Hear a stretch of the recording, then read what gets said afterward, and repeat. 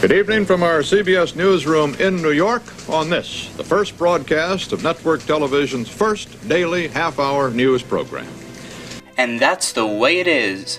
Hailed as the most trusted man in America, legendary broadcast journalist Walter Cronkite helped launch the CBS Evening News in 1961.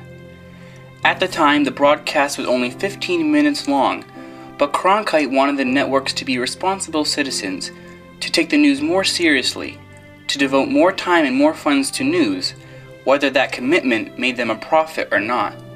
Following the legacy of Edward R. Murrow, Cronkite brought prestige and popularity to television news.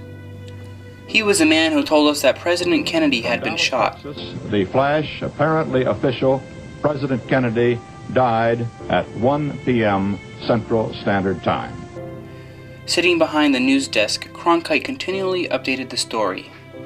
The figure of Cronkite taking his glasses off his head while breaking the news became one of the many defining images of that day. He was also the man who told us that Neil Armstrong was the first American to step foot on the moon. Neil Armstrong, 38-year-old American, standing on the surface of the moon.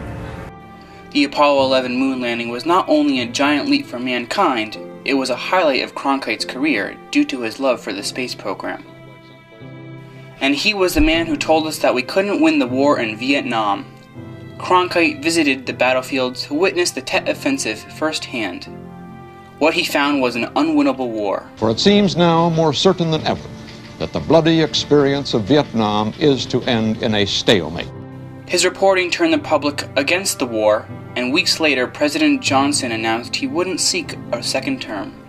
When Cronkite resigned from the CBS Evening News in 1981, his audience didn't really believe it, or want to believe it, but he assured his audience that while they would be seeing less of him, he wouldn't be disappearing. Old anchormen, you see, don't fade away. They just keep coming back for more. Cronkite set the standards for television news when the medium was up and coming. He was loyal to those standards, and his large audience was correspondingly loyal to him. And that's the way it is, Monday, September the 2nd, 1963. This is Walter Cronkite. Good night.